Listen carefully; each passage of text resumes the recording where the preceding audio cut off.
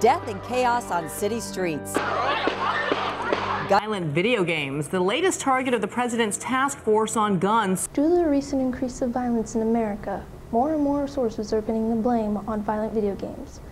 Games like Call of Duty or Grand Theft Auto that depict killing others as glorious or as a way of living. However, the opinions of Prairie Heights students and staff appear to contradict these sources. I don't think there's any correlation between the recent shootings and video game violence at all. I think that the actual violence in the video games is not what contributes to their wish to perform these acts. It's my opinion that playing a violent video game will not cause a person to be violent.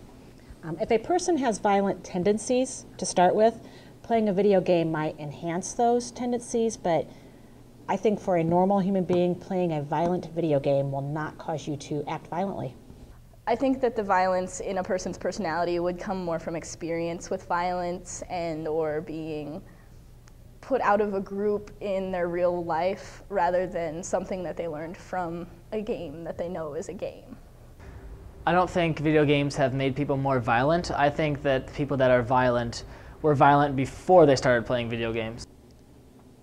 I think there's a mixed opinion because as human beings, we want to explain violent behavior, and violent video games are something that everybody's familiar with and they're prevalent.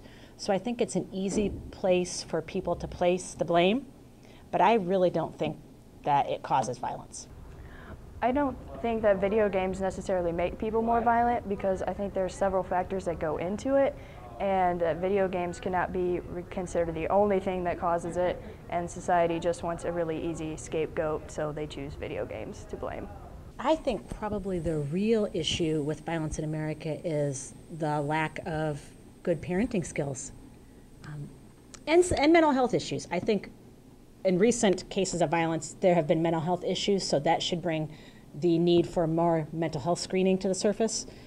Our nation's media may believe that violent video games are the cause of the increased violence, but some people in our community believe there are other factors involved. I'm Genna signing off for PHTV News.